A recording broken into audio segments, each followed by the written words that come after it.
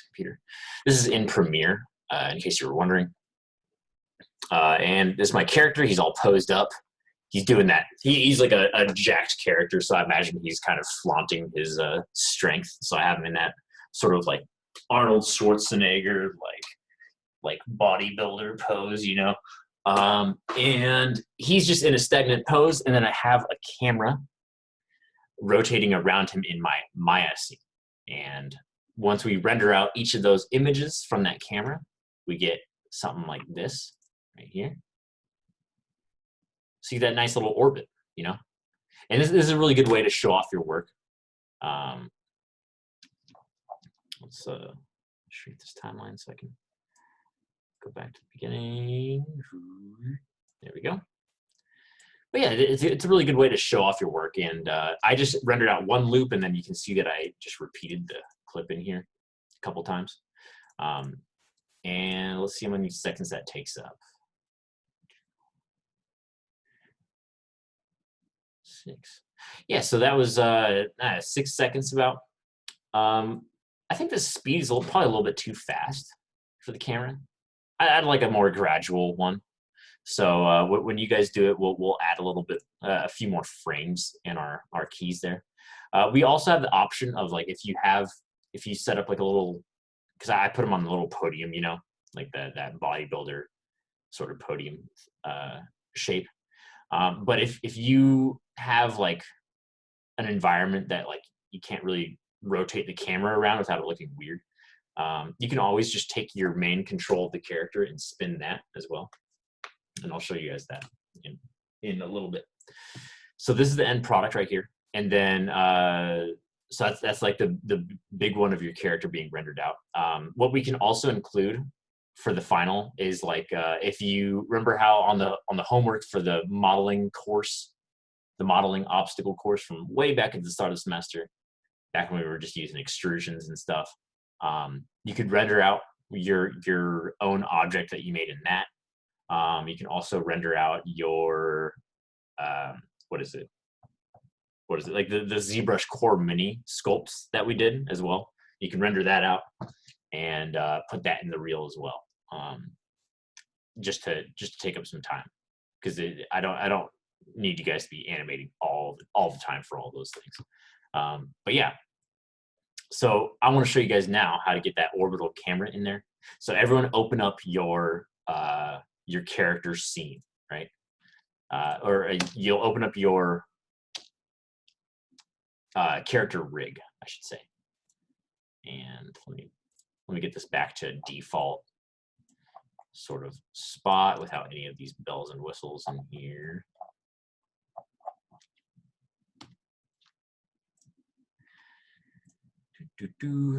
All right. Might as well delete the camera too.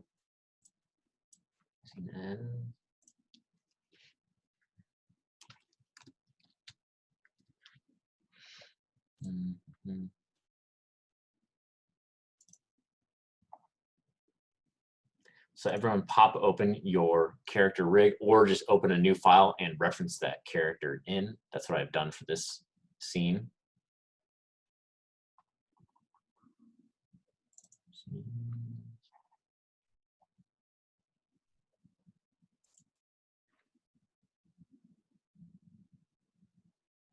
All right.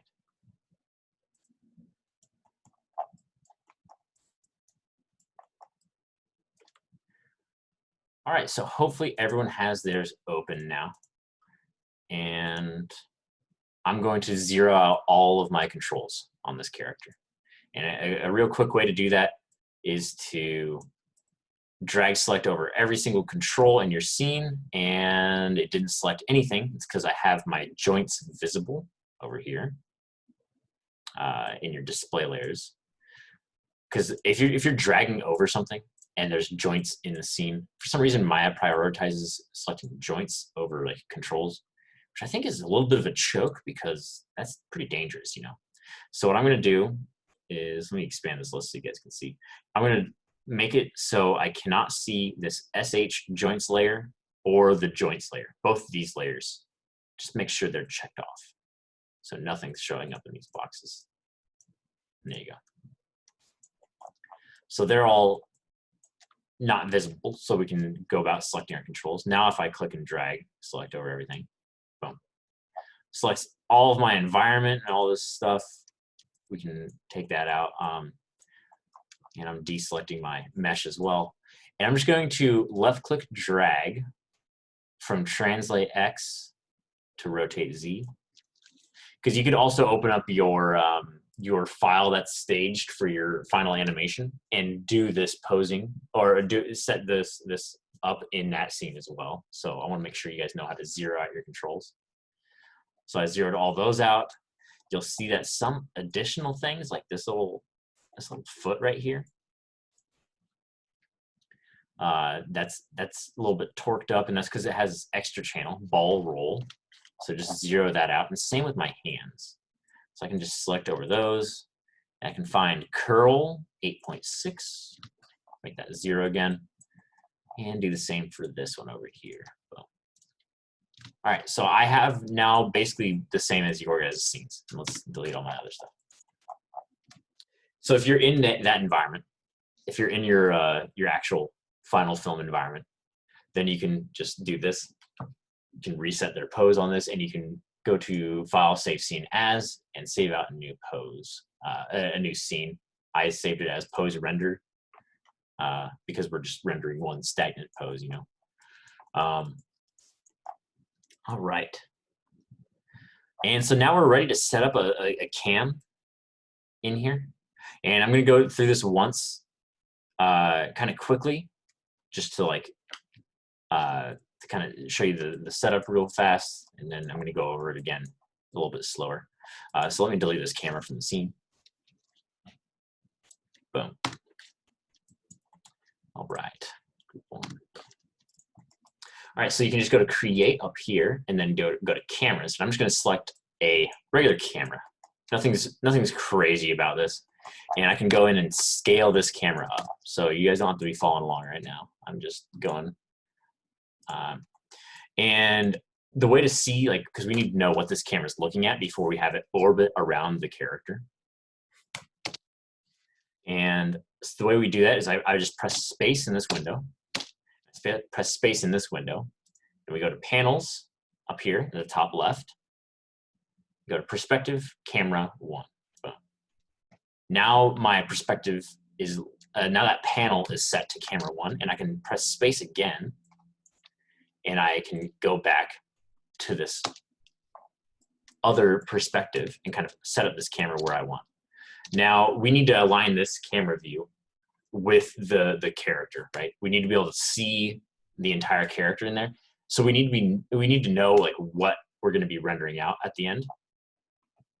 And we can do that by clicking this little resolution gate button right here. Top left.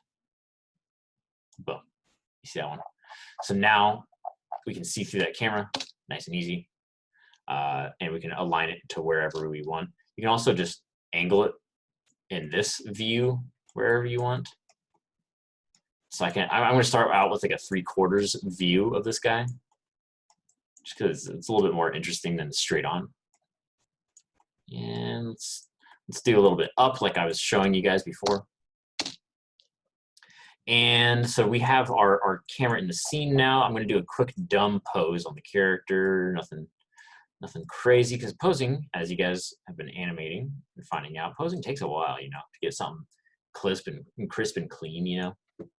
Do ball roll right here. Let's get this spine activated. Oh yeah, there we go.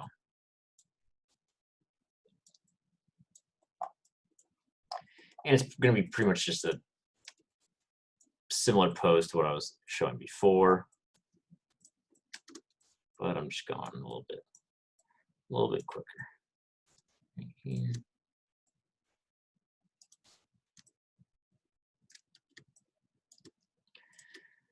So I'm just posing my character. You guys can you guys again don't have to be following along right now. I'm just going to show you guys real quick.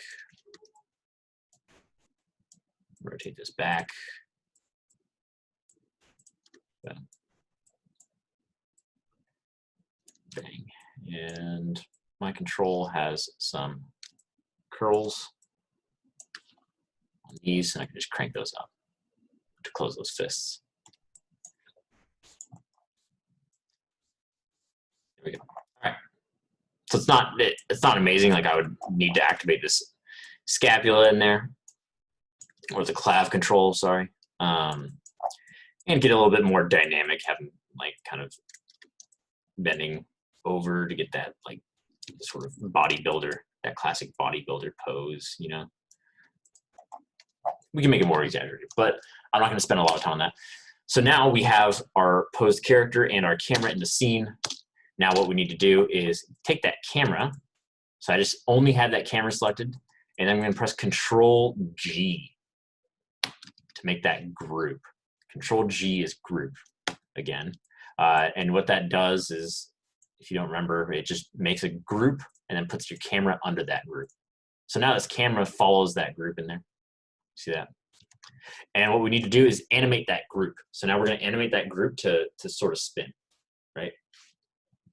So what I'm going to do is set one key at frame 1, press S, and then let's go to frame like, because last time this is a 70 frame animation, and we can see the speed that it went there. I want it to be like 1.5 times slower. I want it to be like 50% slower. So if we do half of that, so half of 70 is 35, so we get 35 onto that. We can do, let's just bump it up to let's do 150. So I'm setting my time range down here at the very bottom to 115. And so I have that first key on that group. Remember, we're not keying the actual camera itself, because you're going to get some, it's really hard to get an orbital movement from just raw keys. Like, it's definitely possible, but like it's just easier to key this group that has the orient at the very center of the character. So we have a key on this at 0, and then going to the last frame at 1. And I'm just going to do rotate Y. You can either do 360 or negative 360. Either one's going to work. I'm going to do negative 360, so it goes around the front of the character, and you'll see that right now when we start pushing on that timeline. You see like this? Yeah. So now our camera is rotating because that group is rotating, and it's keyed like that. And so we're almost ready to render out our stuff. I just need to, one last detail on this, I need to right click. I just shift left click dragged to select everything in there, right clicked, and then tangents linear. So now it's going at a constant rate. And let's move our timeline to 1 frame before to 114 to get it to be a perfect loop. So now you can see that camera as it's panning around. It's going to get a perfect loop in there. Nice. All right, so we're ready to go and set up our render. Remember, if you have an environment that doesn't look good from like a side, then you can always just, instead of having your camera animate like this, you could instead have your character main control animate like this. You can set a key on that at frame 1 at 0, and then set another key at let's do 360 at frame 114. So now I press S, and I have 2 keys there. And then our character does the same thing. So you can just have that. We can do the orbit that way as well. Like your camera wouldn't be orbiting in your scene if you're going with this approach. Instead, your character would be. But keep in mind, that's only if your environment is like, if you don't want to show part of your environment. Because like the stuff that we downloaded offline or from online is like, you might not look great from a certain direction. But yeah, so we're ready to render almost. We just need to set up some lights in here. And I wanted to go over a few new things for this. I'm just going to set up a little podium thing like I did before. Duplicating that. And duplicating this. Boom. And we can set up a little disk as well. I like doing a polygon disk. And let's push this down here. If you scale this up huge, set it to just max like that. I scaled it up to 100,000. So it's like, it's huge. It's ginormous. What we can do now is go into our rendering tab, and we can go to Arnold, open Arnold render view. And it doesn't, we can't start anything yet because we don't have lights in the scene. In Arnold, we can do, if your scene is outside, we can use something called a physical sky, which is pretty dope. So I just clicked Arnold, lights, physical sky. I'm sure you guys have seen that option in there as you were setting up your renders for homework. And if we press play, you can see it rendering out. Nice. And it's rendering out from the wrong camera, but it's selected on the correct camera in here. So usually what that means is that you can just press space and go into your render camera. Make sure you're clicked on that viewport. And let's see if that helped it out. Okay, so that's not working either. What we can also do is go into our render settings.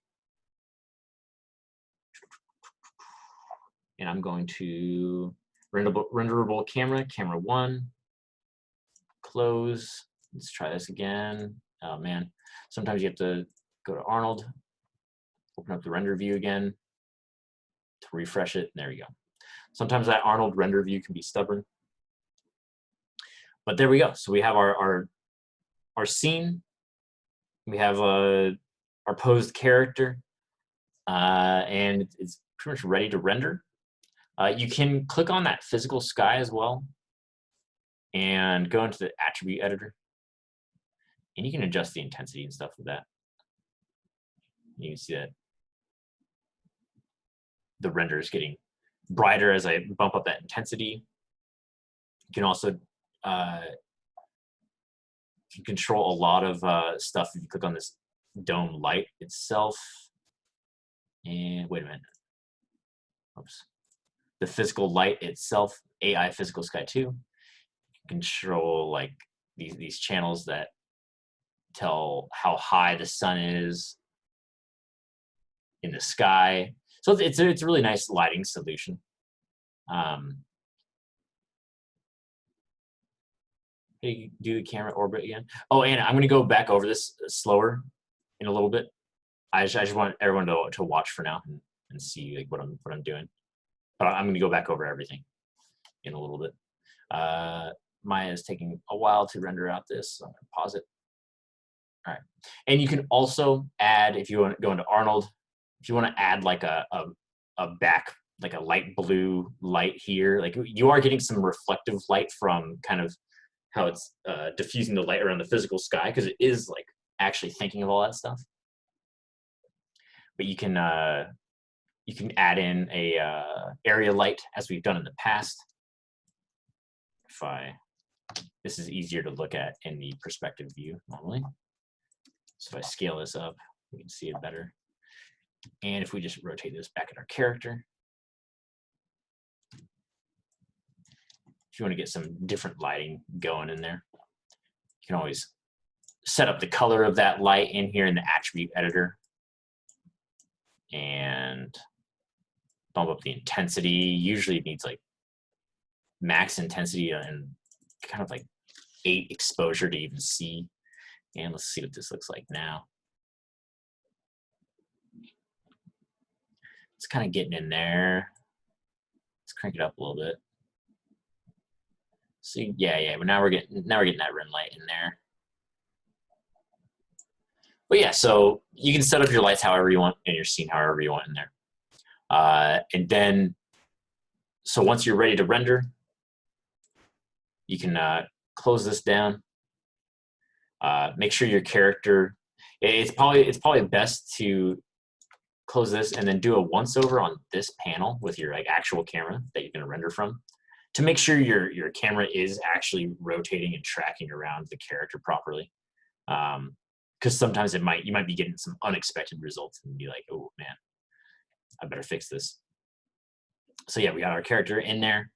And the last step is to go to your render settings and we've talked about render settings before, but this is when like you're going to be rendering out these scenes for real, right? And you're going to be doing an image sequence, right? It has to render every single frame of that cam. And what we're going to be doing is I like the image format PNG, because these EXRs are like really big. They're like fat files. They have way more information though, way more information. So usually if you're doing renders for like a I don't know, big production, you're probably gonna be using TIFF or EXR just to have more information. But PNGs are lossless, so we're gonna be using that. They're lightweight.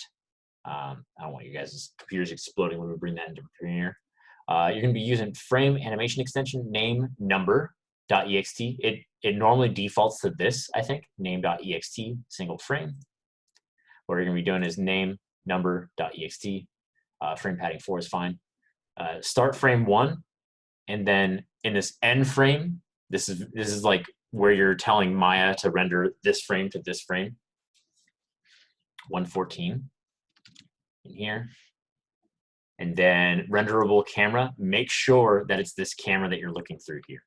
So camera 1 is what we're going to be rendering from. Make sure it's camera 1 down here. And presets, absolutely 100% when you're doing your final render, HD 1080. So in class today, we could do HD 1080 during, like if you want to render out this orbiting cam, you can do HD 1080. Because we're going to be exporting HD videos, right? If you do HD 540, it's going to be 1/4 of the size of your 1080p YouTube video. So we don't want that at all. Make sure it's HD 1080. And for Arnold Renderer, when you're doing your final render, you can do camera AA. I crank that up to 4, and basically these settings are telling the camera to do another pass on something. And this top slider, if you go up to like 8, it's going to take hours, because it's going to be like, okay, 1 frame. I have to render it through all of these levels, like 3, like, so leave it at like a solid 4, and then everything else is everything else usually comes out pretty nicely. I usually keep this top one from 5 to 4 level. Otherwise, you're going to see a lot of like speckly stuff in there. So yeah, keep that up at 4 or 5 when you're doing your final render. But I'm going to go down to 1 just because I want to show you guys the actual rendering process. So that's closing that down. And then Arnold, or you're going to go up to render, and then render sequence. Boom. You'll notice that render sequence says frame 1 to 114 up here. When we pop that open, camera 1. You can specify a different file output location. And I'm going to do that on my side because I already did this once. Here. Let's go up a level. Actually, let's make a new folder in here. New folder. I'll just do demo render.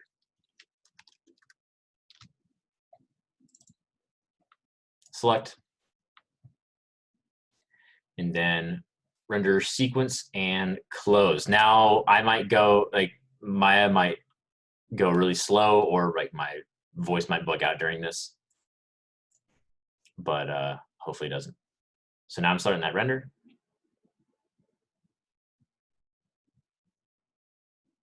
And that was 1 frame that it did right there. This is a 2nd frame.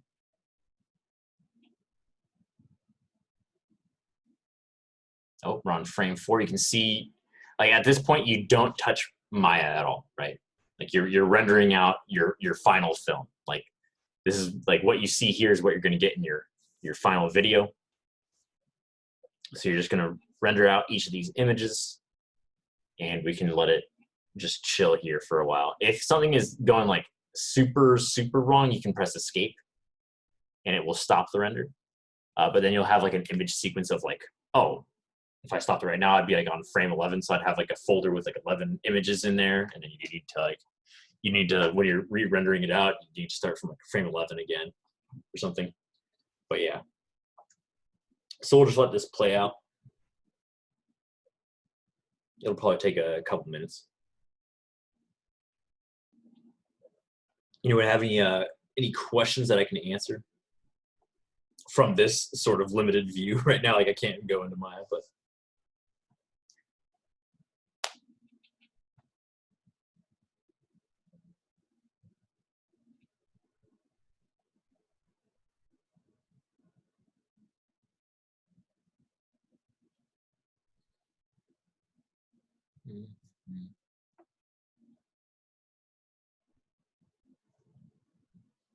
Also, I'd like everyone to test out a render tonight, just to make sure your computer can handle your scene. I think everyone. I haven't seen any problems yet because I've seen a lot of renders from you guys at this point. But yeah, so I think we're good. But if need be, there are computers on campus that we can render from. But yeah, I'd prefer to. We should keep that for people that really need it. Like if their computer can't do it, then we should send it over there. That will of course need additional setup. And I could. It's always a little bit risky sending your render over to someone else to do, because if something's going wrong, we can't like be like, oh shit, this is going wrong. Let's intervene.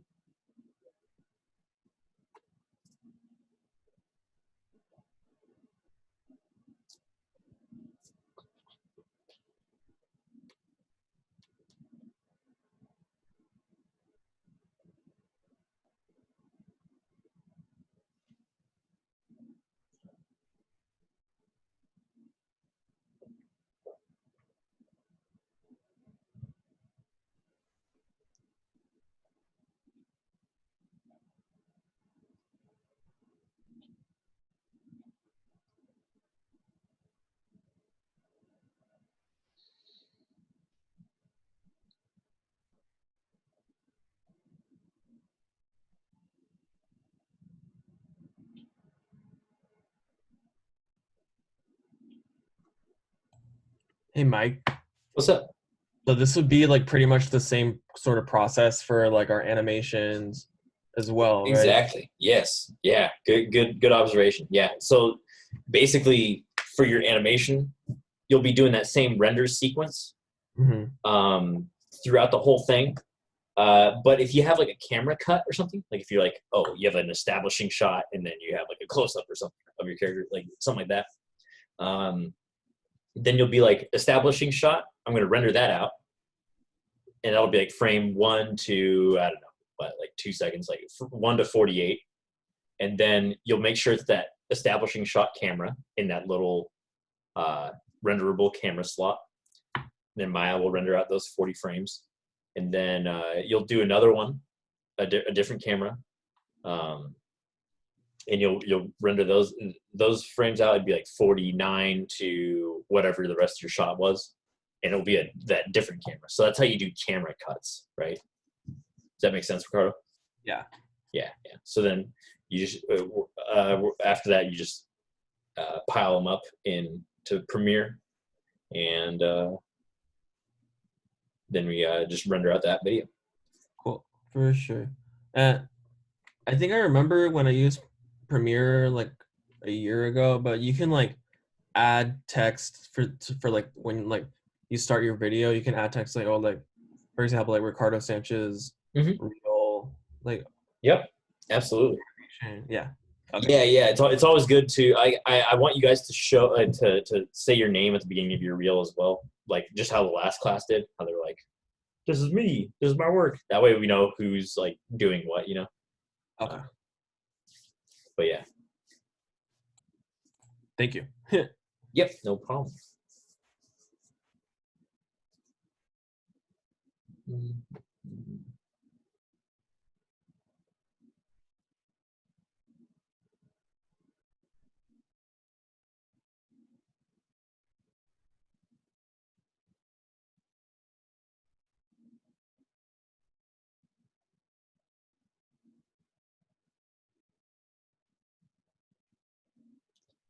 But yeah, so this is the rendering the rendering step. It's pretty boring. When you guys do your like final film, if you have like a really long shot, you might want to render that overnight, because it takes like a long time. Like this is rendering at like speed 1, right? Like with 1 on that camera anti-aliasing. If you're doing 4 or 5, it's going to take like 4 or 5 times as long per frame.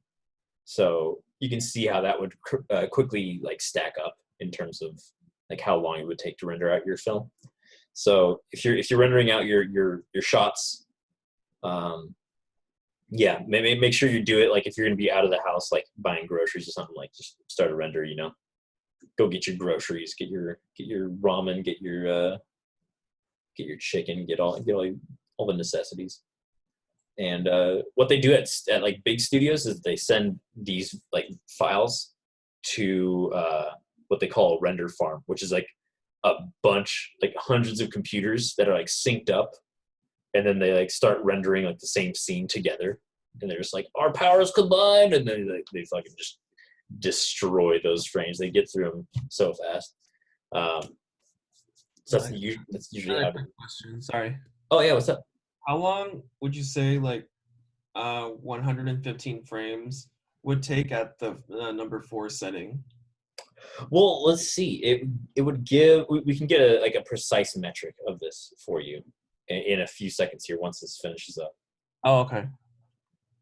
Because I can go in and then do a preview render and crank it up to the proper settings. Then we'll see how long the computer takes. Okay, for sure. And rendering sequence complete. That's delicious. My computer's happy now that it's not cranking through a bunch of frames. Let's see here now. So to answer Ricardo's question before continuing on to Premiere, we can close this. And then if we go into my settings, because I want to see what this would look like with, let's try 5. So close Arnold, open Arnold render view. And I'm just going to do a preview render.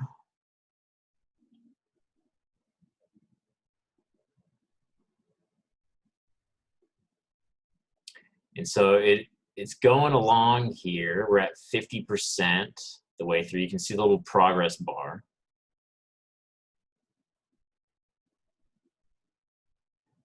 And it's gonna take the same amount of time for each frame, right? So once it finishes rendering this, it should say rendering done. It took this long, and then we'll just multiply that amount of seconds by the amount of frames. So we're at 90%, 95, 100. Oh, wait, it's teasing us. It's still going. Still rendering.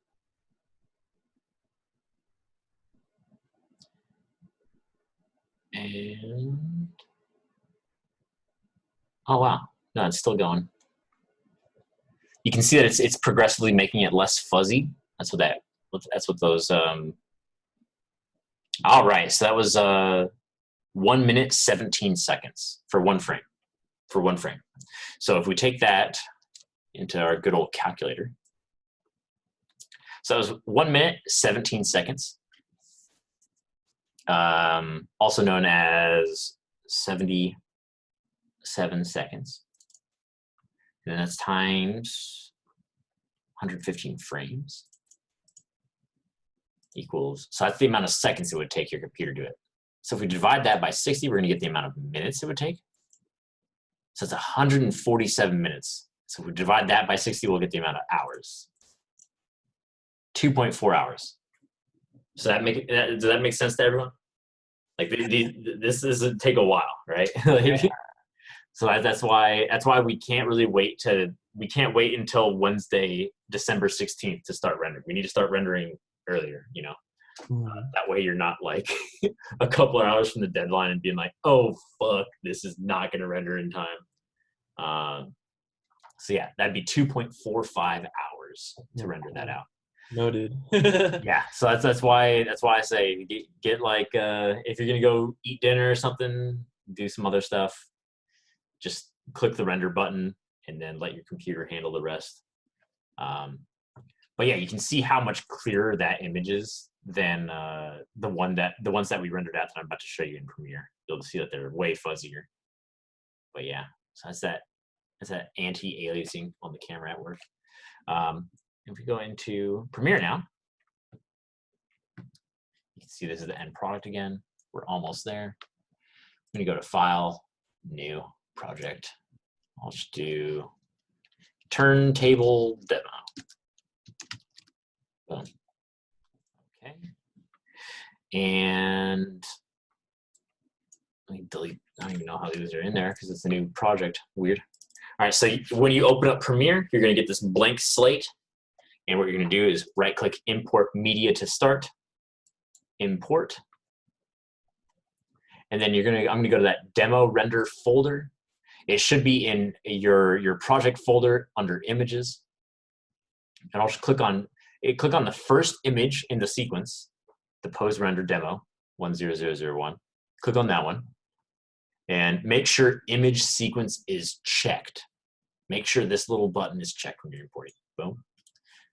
Open that, and then you'll see we got it here. I'm gonna change sequence settings. I think that was a frame mismatch there. But yeah, so now we have this. You can see here. That's our turntable. And if we just click on that clip, copy it, and then paste it in here. Oops. Copy. Paste. I just did Control C, Control V. Probably be Command C, Command V on Mac. If I were to guess. There we go. So now we have a nice turntable of our character. It's pretty dope, right? Like, look, like this is a good way to present this character that we've done. Like if you did the arm assignment where you rigged the arm instead, you just have to bring your character in and render out your character instead, and your character will be in a T pose, but that's fine. You know, it'll still just be there. You know, so you'll render that bad boy out, put those images together, and there you go. That's pretty much half of the final project right there. So let me I'm gonna go get a drink of water, and then I'm gonna come back and do the same thing, a little bit slower for everyone that we did before, just because I did everything really fast right there. But yeah, all right, I'll be right back.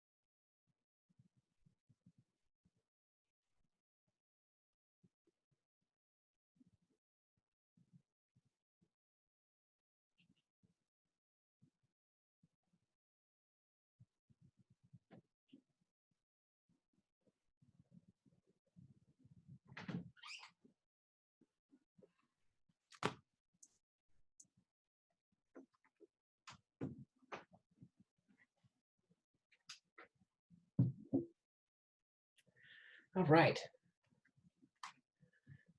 Hello again, everyone. So I'm going to go back over this stuff just a little bit slower now so we can get everything rendered out. I'll probably skip the rendering step because, like, you saw that was just a bunch of, that's just Maya basically taking a while to render everything up. But I do want everyone to remember that math, though, that we just did with Ricardo. 2.5 hours. So keep that in mind. And that's for a 115 frame shot. You could probably have shots that are like what 400 frames. Like that's gonna get spicy. That's why we let it render overnight. You know.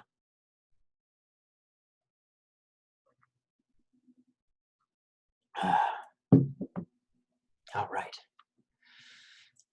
So, and it's also affected by your like pixel size, like your aspect ratio too. Because if you're rendering out 4K, then it'd be what 4 times the pixels of like 1080p video, right? Because if you imagine your 1080p like TV screen, we're rendering out that size, but if you're rendering 4K for like a Blu-ray or something, then you'd have like 4 of that, so it just automatically quadruple your render time, you know. So keep that in mind. Not that we're rendering for 4K or anything, but yeah, that'd be insane. All right. So we basically, I'll do everything. Let me take out the lighting as well. Let me take that out and take this out. I'll leave the character posed and on this little podium. I'll redo everything else though. How's that sound? Does anyone want me to go over like posing the character again or no? Are we good to skip that? Y'all think? Yeah. Yeah, I think so, right? Because everyone knows how to just rotate and stuff. And if you already have your environments, then you don't even have to like set that up too. So, so keep in mind, if you want your environment to stay in your camera to stay in one place, and you just want to orbit your character, because we'd like to see all sides of your character. You can do that by setting a key on your main control right here, dragging to the end, and then the channel box, entering 360 right there, and set a key. Then our character will rotate around like this.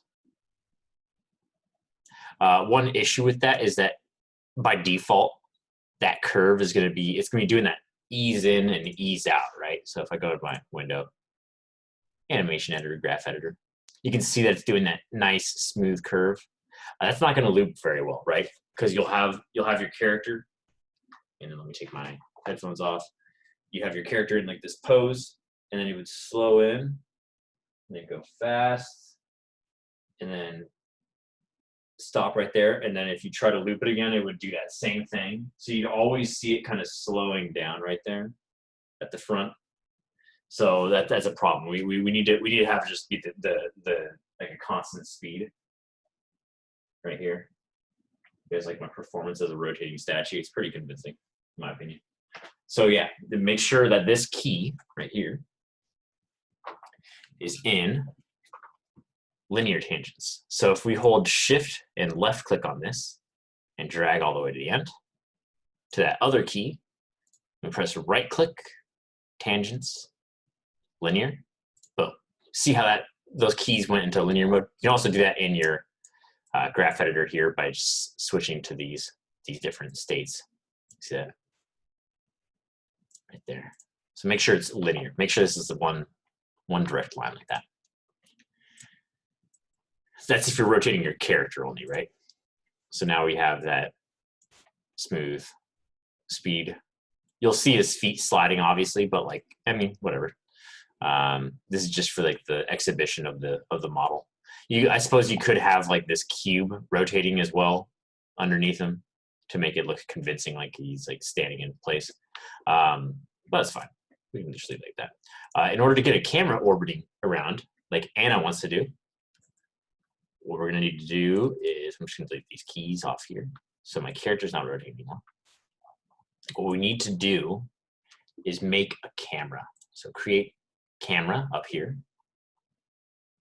Boom. And we're going to scale this up.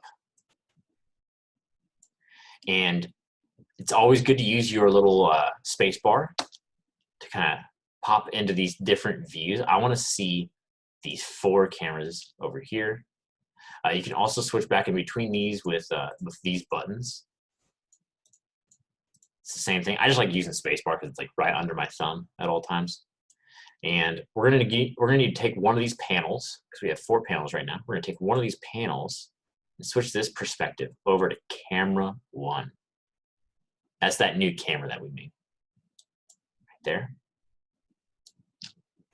And I'm gonna go into that camera now. And you see, this is what it would like. This is what it's looking at right there.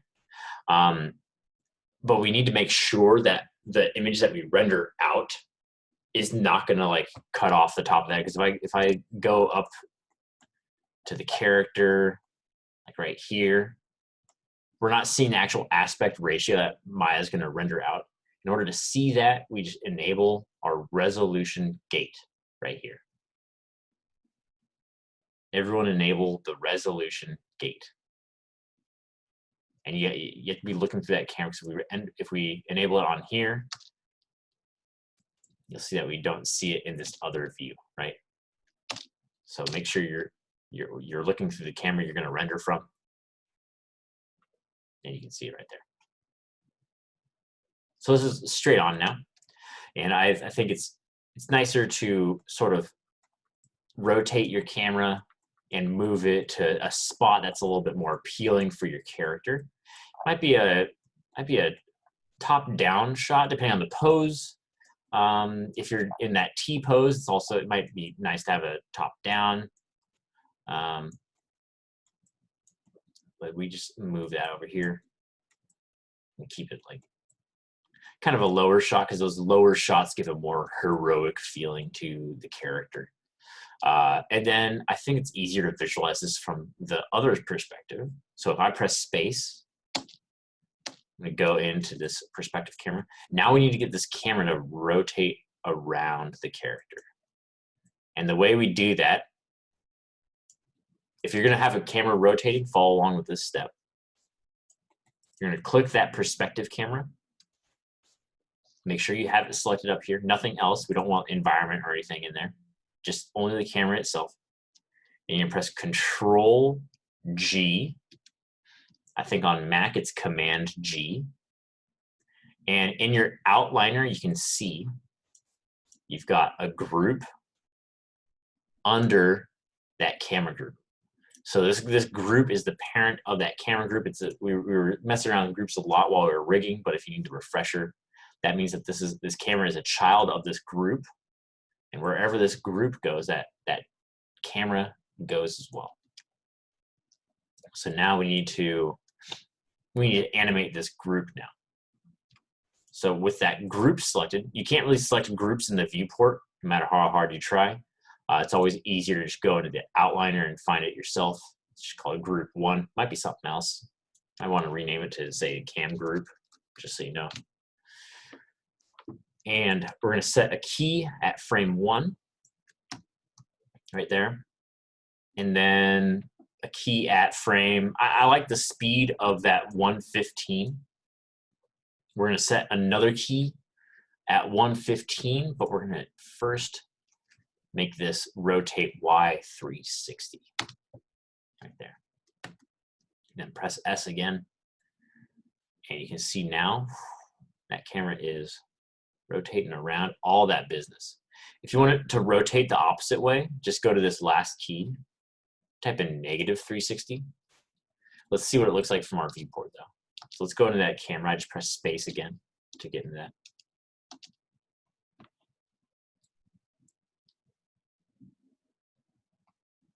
Yeah, that's good, you know. I'm down for that.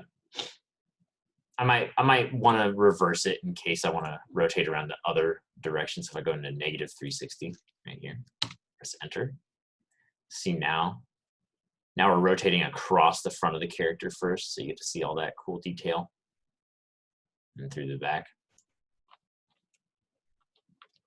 And the last two details that we need to do now are shift left click drag on your timeline. So we need to make these keys not slow in and slow out. You see how it's going to look by default if we don't change those tangents.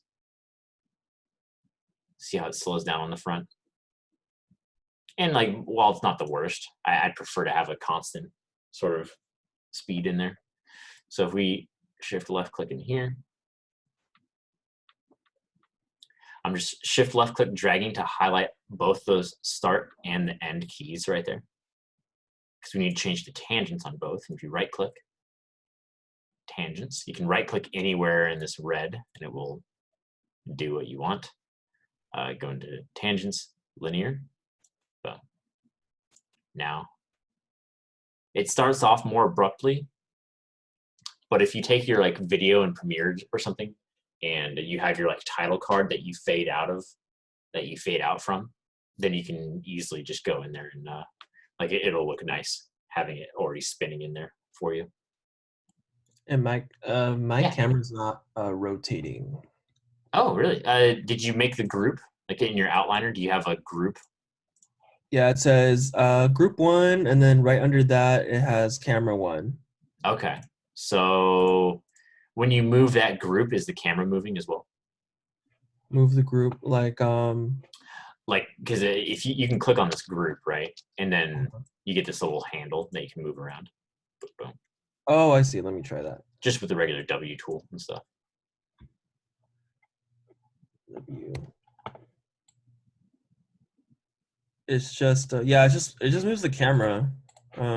Yeah, that's right. So do you have the keys, like the rotate keys on your timeline at all? They're supposed to have you're supposed to have rotate on? Yeah, because remember we're rotating that group, right? Because that group is holding onto that camera. So if we rotate that group, then it's gonna orbit that camera around it. Okay, let me try.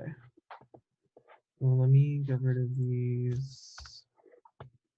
Okay. No. I'll do it one more time. I'm starting. I'm like deleted the camera, so I'll just start over real quick and I'll let you know. Okay. Yeah. Just make sure when you get to once you group the camera, remember you press S to set the key, and you can see my channels up here on that group. Everything's zeroed out. But then we go to the last frame in the animation, and I have a key there that's just -360 on rotate Y. Right there. Right. Oh, it's about -360? Or 360. Either one's gonna work. Oh, okay. Yeah. And then you should be able, it should get it should get your rotating going. Okay, cool. Thanks. All right. So that's all set up then.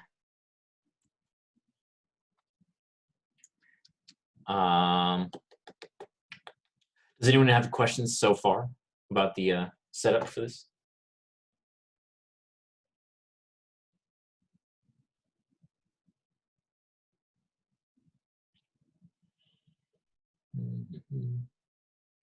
Anyone have questions on, like, do you guys want to see how to get this resolution gate set up again? Yes. Yes. Okay. So resolution gate is just one little button up here called resolution gate right there. See that? See how when I click it too, it like shrinks down the scene and then caps it off. Okay. So that's how you know exactly what Maya's going to render, right, guys? Because you don't want to render, you don't want to be like rendering just from this and being like, I hope this works, you know, because it could chop up your scene weirdly, like it could be like cropping off the top of the head, and you want to avoid that stuff, you know.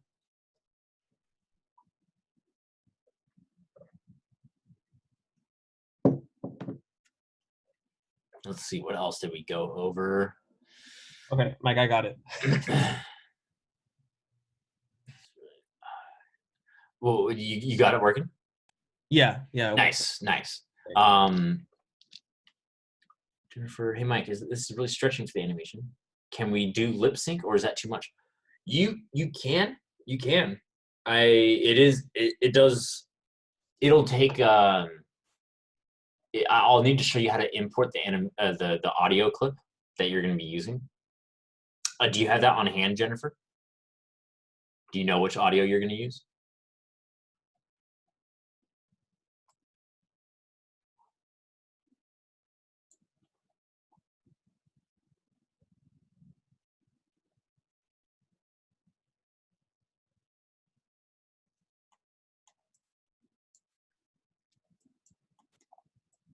Because it'd be nice for you to have that audio on hand, just so I could like show you on my side, and you could just do it over. If you have the audio clip ready, you can just do it over there too.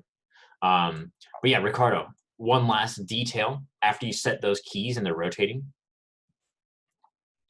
Make sure that your first and last frame, when you click between them, make sure your camera is in the same spot. Right there. Oh, okay, I'll check that right now.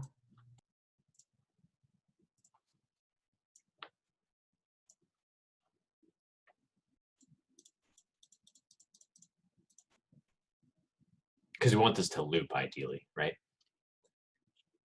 It's a clip from the 11-second club. Oh, nice. Yeah, 11-second club. Hell yeah. Dude, yeah, feel free. Feel free. They should have it. They should have that audio file for you. I think they provide it. So yeah, if you're able to find that one, then you should be able to download it. Okay, yeah, it looks like it ends at the exact same spot. Nice, awesome. So one last detail, Ricardo. Sorry, I was just choking on water. If you shift, you hold shift and then hold left click and drag. You're going to start from frame 1 over here. Shift left click drag all the way to frame, like your last frame, whatever you have in that timeline. So you have all of those selected. Oh, and then hit linear, right? Yep, absolutely. Okay. Right click, tangents, linear, boom. Got it. And then one last very small detail, guys. One very small one. But this one kind of, it'll be noticeable if you don't do it. You take because we have this entire timeline, right, of this big orbit, and it's very smooth right now, and it ends in the place that it starts.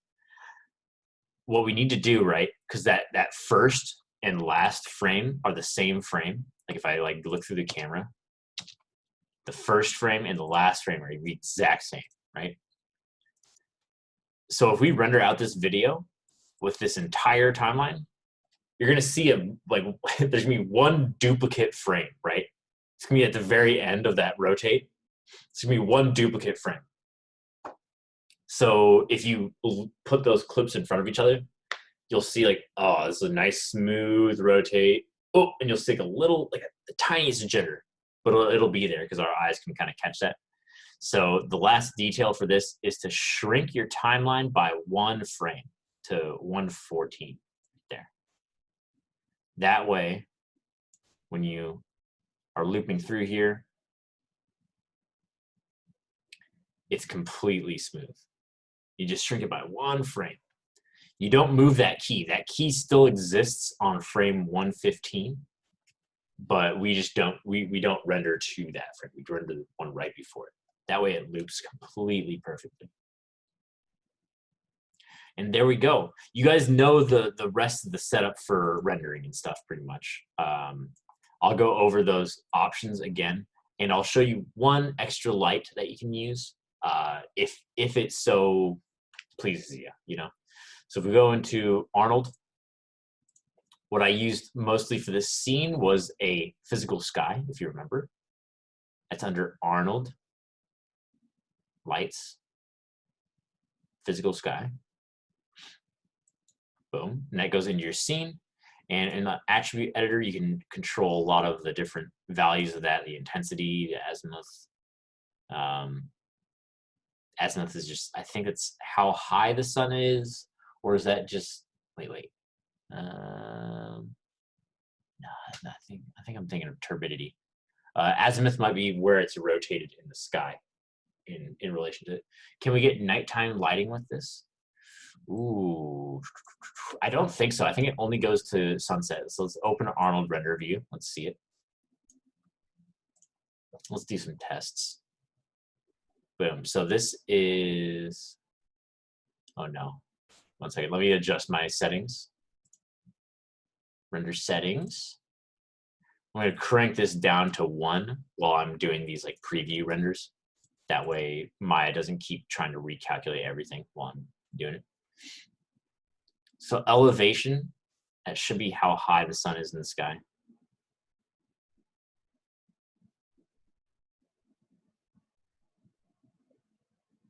Let's crank that. Yeah, so it's not exactly working like that. I mean, it is cranking up, but I don't think we can crank this down past the horizon. Because nighttime would be when the sun is on the underside. Yeah, this is the best we can get, it looks like. Is this background sort of like this dusk. What we can do is use a different light that I was talking about. That I'm going to show you guys about in just a second. But yeah, so you can control a lot of this stuff. Azimuth is like the way it's rotating around you. You can also just rotate the physical, like the actual object in Maya. Either one's going to work. And you can set up the rest of your lights. We've been doing a lot of area lights and point lights. Some people have been doing mesh lights too, which is pretty sick. I'm liking all of it. I want you guys to use whatever lights you want to get the best image. So let me show you guys how to do, how to get like a sort of, I might not be able to do a night sky because I don't think I have an HDRI image for that, but we might be able to do that for you. So what I'm about to show you is a different way of lighting the scene, which is not using a physical sky. It's not using point lights. It's using something very similar to a physical sky. It's called a sky dome light. So you go to lights, sky dome light, and it'll make a sky dome, right?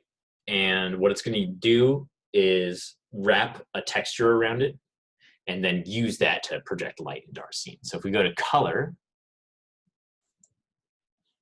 and if we go to file now, like this is the exact same way that we're forwarding our base color for our character and stuff, and our metallic maps and all the stuff you guys have been doing. Go to file, image name. Since we downloaded Substance has a lot of HDRI skies. We can also download them from offline. So if we go to my computer, I think it's program files, regular. Let's see, algorithmic, some painter, resources. It's a really dumb file path, don't get me wrong. Where is it? Shelf, algorithmic, environments. Let's look at exterior ones. So now we have these exterior sort of EXR images up here. We can use any of these. I believe, let's see if they have any nighttime skies. I don't think they do. Interior, Bus Garage, Tokumo Studio. This is just like basic black and white lights in here. Let's do interior. Yeah, let's do an exterior, actually. Let's do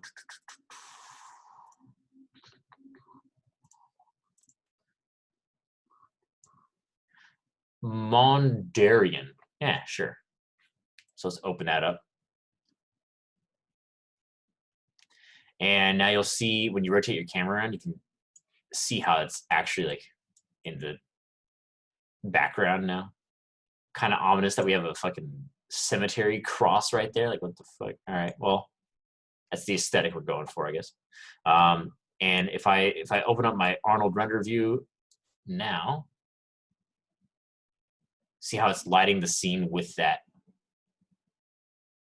that image now. So let's rotate my camera around here. Or actually, wait, I can just go forward on the timeline because we already set those cool keys. Oh God, stop rendering, Maya, it's going too slow. All right, there we go. All right, let me point this camera correctly, and then we can just rotate this to see it now. But yeah, so now it's using that sky dome light to light everything, and it's pretty cool. It's pretty cool. So what you can do, Sandy, if you want nighttime lighting, you can go to. Let me show you guys a website. Oh, my computer's running slow with this render.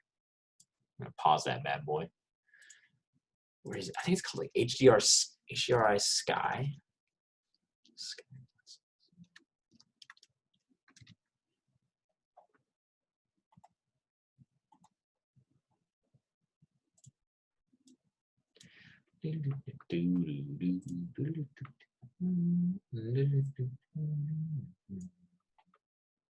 Ah, that's pretty sick. Let's see. Are these free though? I don't want you guys paying for shit like this. I mean, if you're doing like professional work, then you would have to, but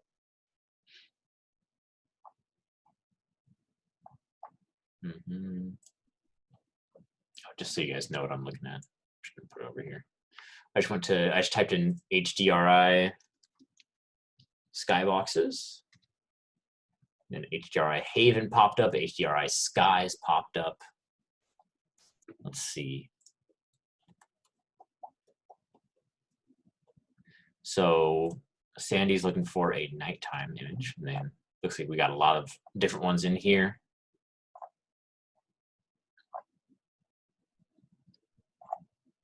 If you get one of these like lower like kind of lower light things, and then maybe throw in like a nice blue sort of directional light or something in there as well, that might help. Because I feel like when I think of nighttime shots in movies, it's always like very blue. But like I think these HDRI images might be a little bit lackluster in that. Like you're gonna get a lot of orange from this ground and stuff, and like all that in there. Let's try this one.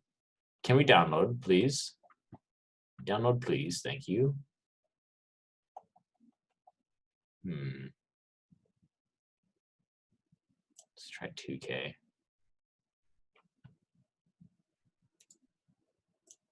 Showing folder.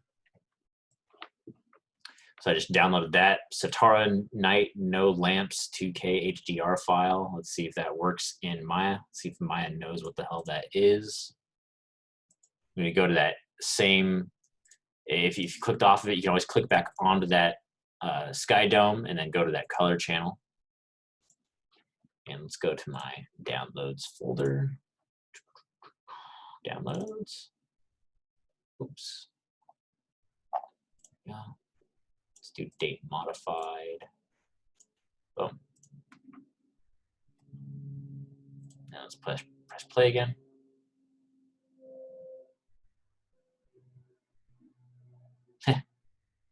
Yeah, so it's pretty dark in there. Might want something a little bit brighter. But yeah. So that's how you would get like a nighttime sort of lighting in there. But again, you could just enhance this with like a kind of a blue directional light, or like a big area light or something like that as well.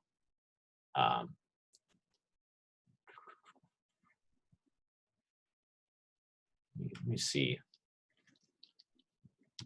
because I think you could just double up this area, this sky dome light. If we do another sky dome, it's going to do white completely. If we do like a nice blue in there, dark blue, might be sick. That'd be nice. You can also change the colors of that that physical sky as well. to suit your needs. Physical sky. Ooh, there we go. Like if we go to sky tint or sun tint and then make it a dark blue.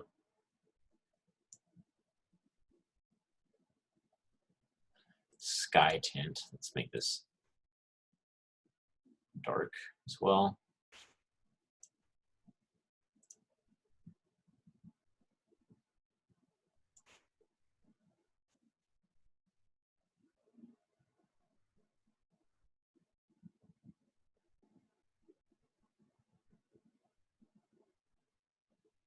So it's not like I think the HDRI might be a little bit more, what is this? How do you say it? A little bit more proper, I guess, because you're actually getting like small little stars in the sky and stuff. But like I think you'd get results that are like better from this if you like go with this color, and then if you put in that background image, then like something like this looks like this was a little bit better in my opinion. So Sandy, I think that's probably what I would recommend if you're going for like a nighttime thing. Does that make sense, Sandy? Hell yeah. All right, and Jennifer put a audio file in Discord for us.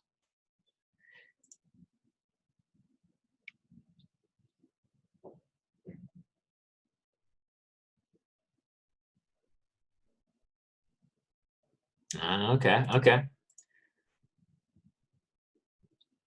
I do recommend, Jennifer, I do recommend when you're animating this, don't animate that second character. Don't have that character, like have that character be like off camera or something. Like I'm imagining like just like a shot like this, and like, is everything okay? Like or excited about your big day? They're like, so yeah, like I don't want you animating two characters. Like that's a bit too much for the end of the semester. You know, we only got 2 weeks left. But yeah, I'll show you how to drop this into Maya. So if we go in, let's download this. Show in folder, Second Club. We have this .wav in my downloads, but what I need to do, I might be ambitious then. I mean, if you're really gonna go for two characters, if you got the time, boom, I'm down for it, because like that, like characters just talking like by themselves, kind of like whatever, but like having two characters interacting is like pretty cool to me, you know. Like I don't know, that's like the joy of those sorts of shots, and also the paint. But let's go to desktop. I need to find my project folder, right? Where is that? Course materials, fall 2020 final art. Oh, before I forget, let me post the links to used HDRI Haven. Let me post this link for everyone so they can use it. HDRI Haven. And let's make sure this website doesn't give me a bunch of viruses. Okay, it's looking fine. Oh, I think I've used this one before, actually. Okay, I'm gonna post this one as well. Oops, Discord. All right, so if anyone wants to do like the skybox stuff, then hey Mike, can we have an instrumental audio track playing during our final film? Yeah, I recommend you guys use like you guys put music to your track. It makes it so much more interesting, you know, because like otherwise you'll just be sitting there and it's just like blank and quiet. And you're like, okay, but make sure you use like like royalty-free music, because you don't get, that way we don't get copyright stricken. Also, I think video game music is a lot of the time pretty safe to use, because I don't know, they're just less litigious, meaning like they're not as likely to send you a cease and desist, you know. Therefore, YouTube's not going to be bothered when we have those on there. Okay, cool. I was going to use video game music. Nice, yeah. Yeah, should be good. Should be good. We've done a lot of that in the past semesters as well. But yeah, so I have those links to those HDRI environments, and we're good to go there. But yeah, so Jennifer, for your question, and for anyone doing audio stuff, you're gonna need to go to your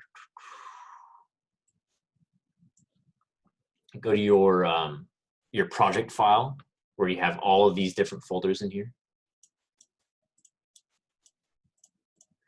And we're going to drop this, I believe, into sound. It's either sound or clips. I think it's sound, though. Sound makes more sense. It's been a while since I've worked with lip sync, if you couldn't tell. And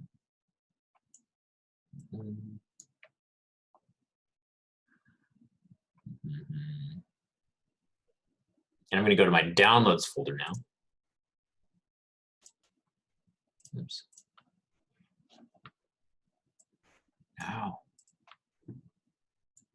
Now, let's go to downloads.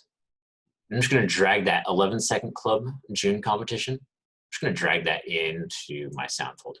Well, right there. Now I have that set up in there, right? That's in my project folder. So if we have to send this to someone else, then they can open it up and they'll have the sound file in there. Next step is we right-click the timeline right here. Oh, Jennifer, do you have it in your sound file, in your sound folder? I don't want to leave you behind or anything. Yes, nice. All right. So next step, right-click your timeline down here. Go to audio, import audio. And then it's going to take you to that sound folder. That's why we put it in there. And 11-second club, just import, boom. So now when we scrub through,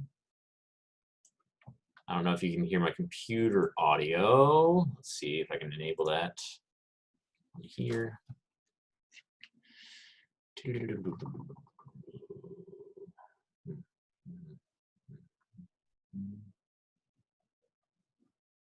I think I enabled it when I started this.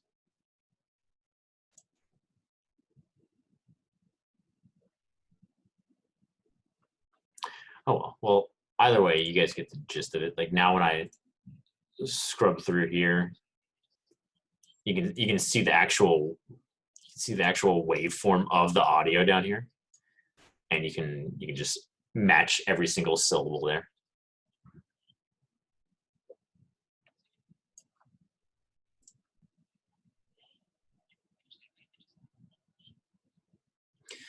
But Jennifer, so this is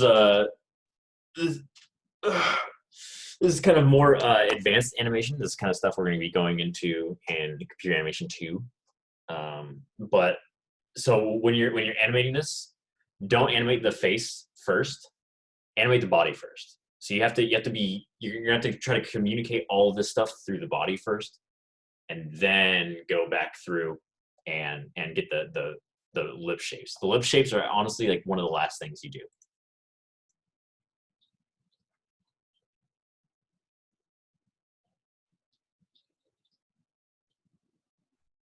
And then make sure that's getting all of the audio clip in there, because I don't know how long this audio clip is.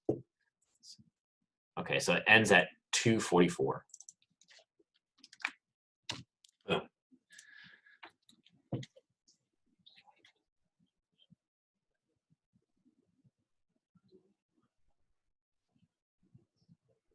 Yeah, there you go. So yeah, just make sure you do the body animation first, and then have the face. I do have a val list for reference from 2D animation. Absolutely, yeah, that'll hold up as long as you can hit the poses with the mouth, which I think all those rigs can do. Which rig are you using, by the way, Jennifer, for the characters?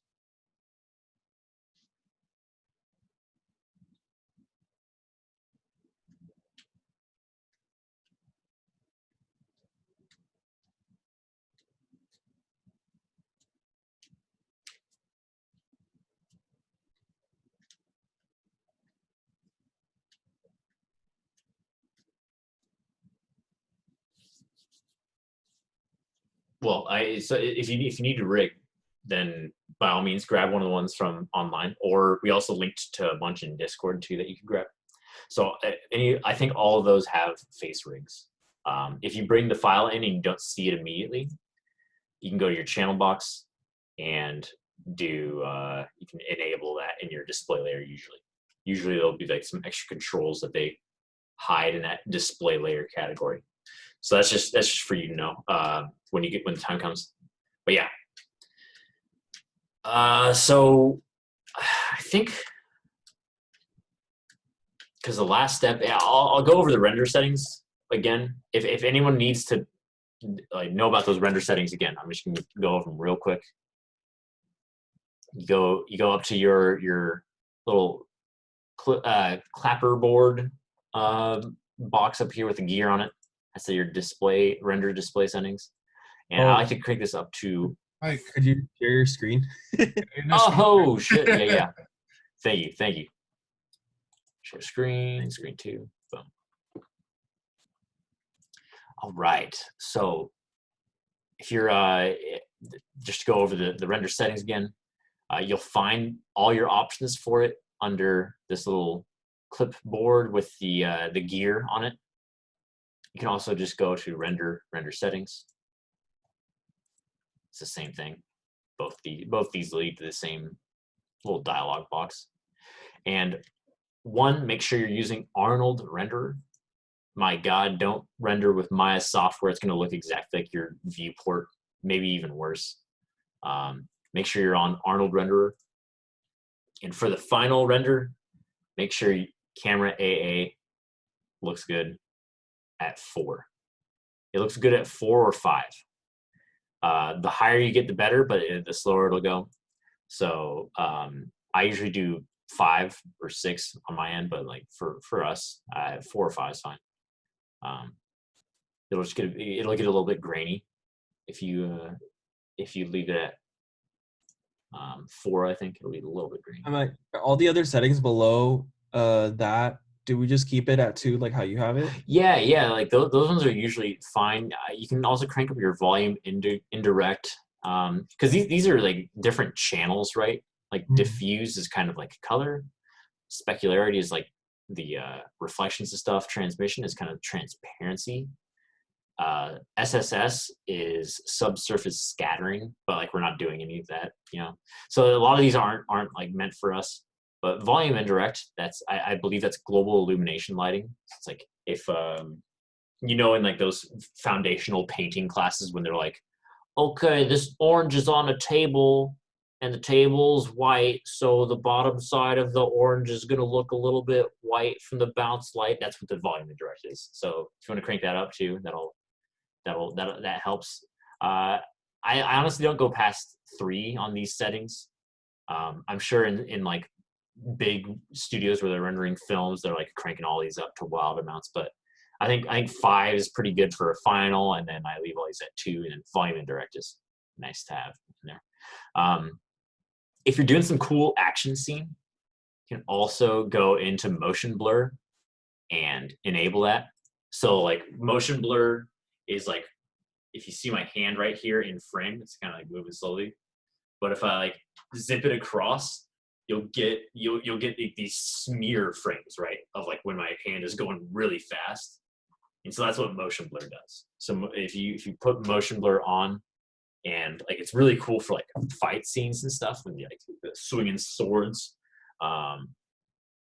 it'll really like, I don't know, it kind of makes it feel more realistic because real cameras capture motion blur, right? So yeah, you can enable that too. But that's pretty much it for everything else. So yeah, Arnold Renderer, 5 on AA or 4 if you're fine with it being a little bit grainy. I'd like to see 5 though. It will take longer though. 2 on everything else. You can bump volume indirect up a little bit too. Very important in your commons settings. Very important for the common settings. Image format. Don't use JPEG. Don't use that. That's garbage. It's not a lossless file type. It's lossy, meaning that like when you render it out, it's already losing a lot of data just being transferred into JPEG. Use PNG. It's lossless. EXR is like really high detail information, and it bakes in a lot of extra information in there too, like stuff that you would use in a different program to be like, this is the depth of the scene. We can look at the, like, so it has like a bunch of extra stuff in there, but we don't need that. So make sure you're just on PNG right here. And then frame animation X. This is how it's going to number each different frame as it renders them out. So absolutely make sure it's not one of these single frame ones. Make sure you're not on that because you're rendering out a sequence. You're rendering out multiple images. Make sure you're not on single frame. You got to do name, number, dot, extension. So it's gonna make your image that it spits out be your scene name, the frame number, and then the extension.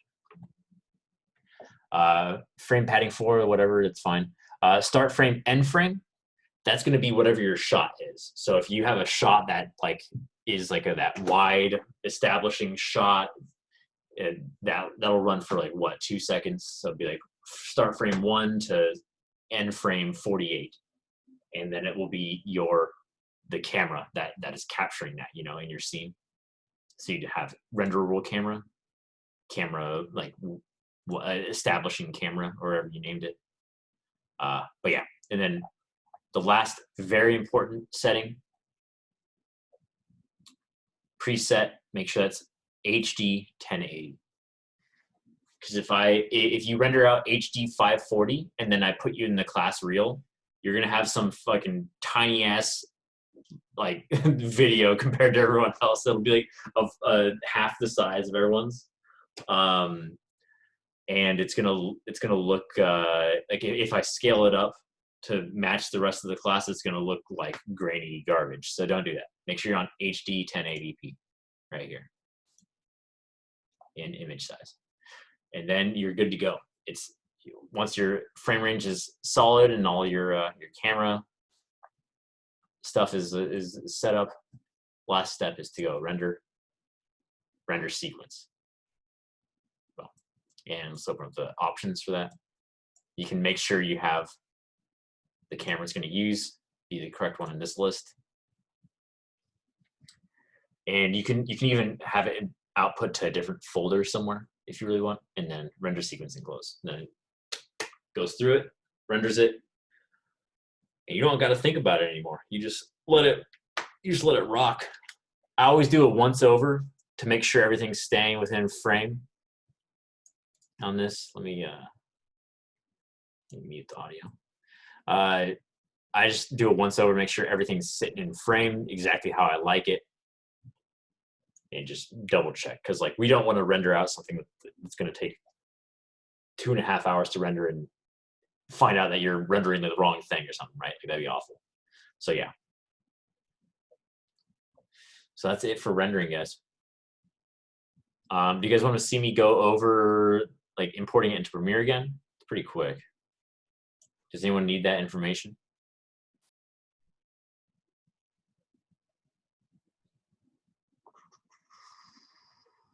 Yes. All right. Yeah. So let me delete everything out of the scene. It's really simple, honestly. So if we just delete this clip too, media. What you do is once you render out all those images, they end up in your project images folder. So you can right click this little box, go to import. This is in Premiere. And this is in my demo render folder. This is what we did in that first hour of class. Click only on that first image. Click on the very first one. And then what the program is going to do is going to look through this folder for any images that match this name and have one more in that sequence, you see? So it's like 10001, 10002, 10003. So like it's going through that whole thing, and it's like looking for the subsequent ones. And what we do is make sure image sequence is enabled down here. this button right here. That's the key to it all.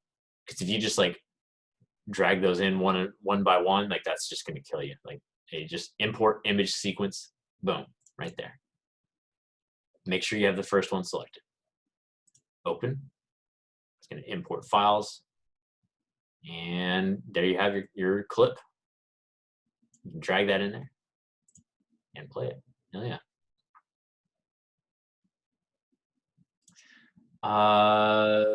Can you go over the render settings from frame range and on, please? Hell yeah, absolutely. Absolutely. I'm never upset to explain something again. I want to make sure you guys got the info, especially when we're coming up to the end of the class. Like, my God. So frame range and on, please. Yeah. Let's see. So render settings. So you've got, I'm just going to go over this whole panel real quick up to frame range. You got render using Arnold Renderer. Make sure that's working. You'll see the Arnold Renderer tab pop up in here. Camera, make sure that's on 5. Then you can do 3 on volume direct. If you're having a fast moving character in the scene, you might want to enable motion blur. It'll make some cool little smear frames. Format for the image, we're going to be using PNG. PNG is pretty good for this because it's lightweight. Lightweight images, lossless, pretty much perfect for what we're doing. Frame animation extension, you're going to do name number.ext. Name number.ext. Don't do one of these first ones. That's going to wreck the render. It's not going to work. Name number.ext. Start frame 1. End frame whatever you need it to be.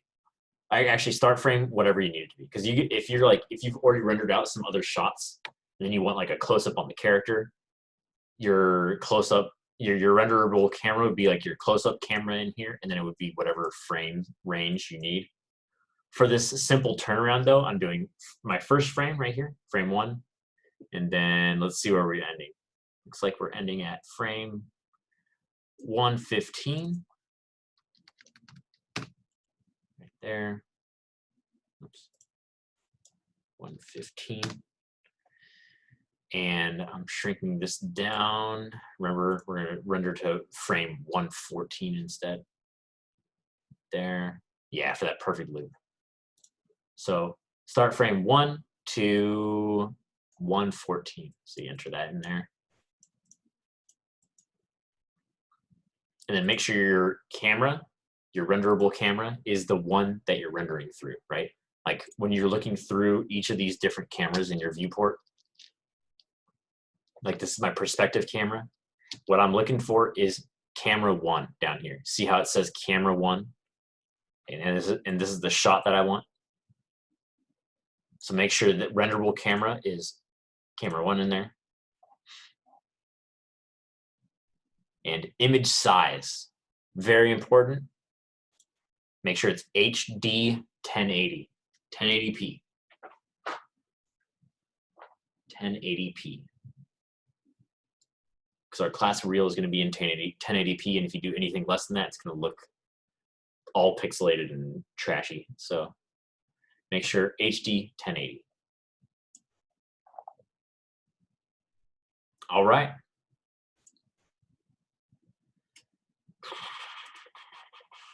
Okay. So that's it. Ricardo, did you get all those settings, or you need me to go over something again? No, I got him. Awesome. Yeah, I got everything right the first time. I just wanted to double check. Double check. Yeah. No, that's perfect. Yeah. Good thinking. For sure. Thank you. Good thinking. All right. So that's pretty much everything. That is pretty much everything. Let's see if I'm forgetting anything. For if you're animating to music, make sure when you drag these clips in, that you drag the music in at the same time and stuff. And it'll be pretty obvious if it's not, because like you'll have like whatever the animation's doing, and then as you play, the audio would be desynced and be like, oh shit. So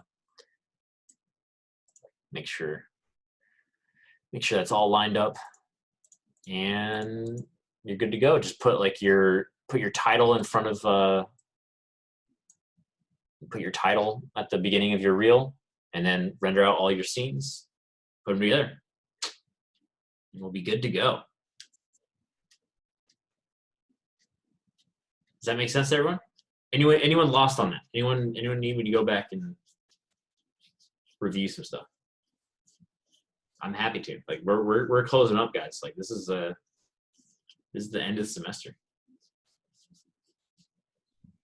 I don't want anyone being lost. Oh yes, I have another question. Yeah. What's up? When I changed the resolution to 1080p, Mhm. kind of like zoomed out of my character a little bit. Yeah. In this view, right? Yeah. Over here. Yeah. If I like move the camera in just a little bit, will it affect like the 360? No, not really. Because remember, you have that group that's controlling the 360, right? Oh, okay. So if you change that camera, then it's gonna just keep 360ing around from that center group. Oh, okay. Like So I can just move it in closer. Yeah, you can zoom it in a little bit. Like, okay. Look how I'm doing that in there. I like to line up my shot in the viewport as well, like when I'm looking through it. So okay, now it's zoomed in. Yeah, should be good to go.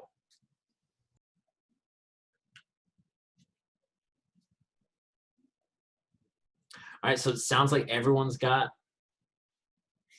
like that's it. That's the class. This is the last lecture that introduced any sort of new information. The rest is up to you guys. You just gotta finish everything. And I don't know. I mean, I'm really excited for the 17th because on the 17th we'll already have turned in everything in on the day before on Wednesday.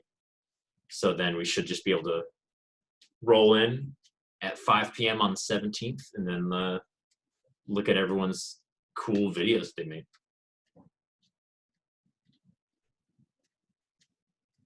All right. So for the rest of the class, it's just working and asking me questions. Like at this point, just if you got a question, ask it to me because I need everyone to be kind of finishing these out, closing them out. I have a question. Yeah, what's up? For the image size, what do we set for the resolution? It's 72 for me right now. Image size, let's see. Render settings. Oh yeah, resolution, that's fine. 72. 72 is fine. Okay. It's saying that you're at a what that means is that you're at 1920 by 1080 at 72 pixels per inch. Pixels per inch is only like necessary to look at if you're going to print something out, because printed material needs to be at 300 pixels per inch. So that's why they include those options in there. But yeah.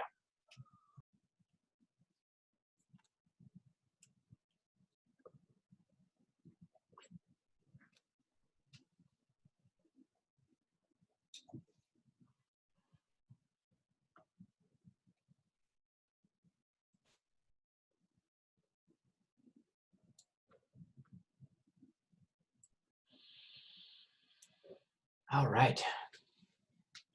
So without further ado, guys, get animating. Does anyone have any animation that they want me to check out?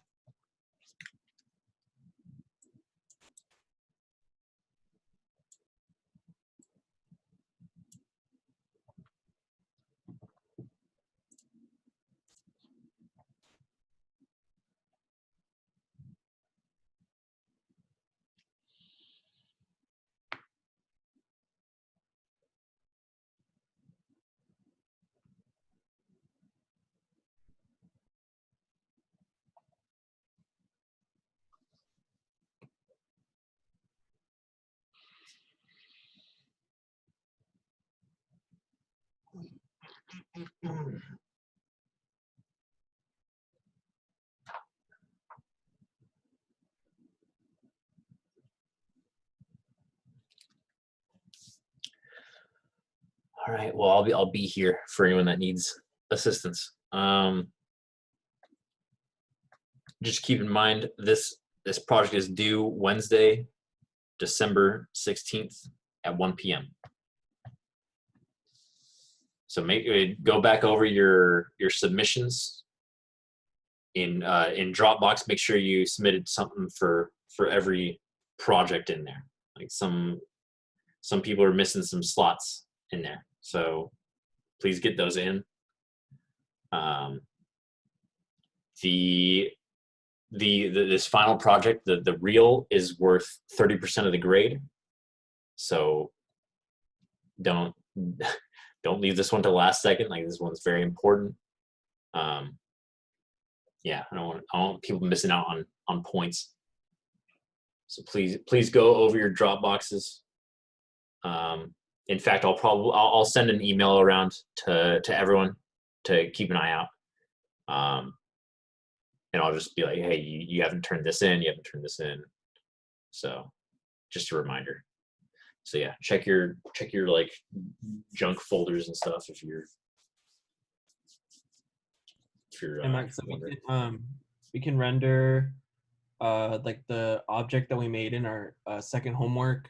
Yeah. The model we did in Core Mini. Yeah. The animation, and then our character, right? Yeah, absolutely. Yeah, okay. You can render out all that stuff, because I want you guys to show, like, I don't know, we've done so much cool shit in this class, so I like everyone to see. Okay, sweet, sounds good.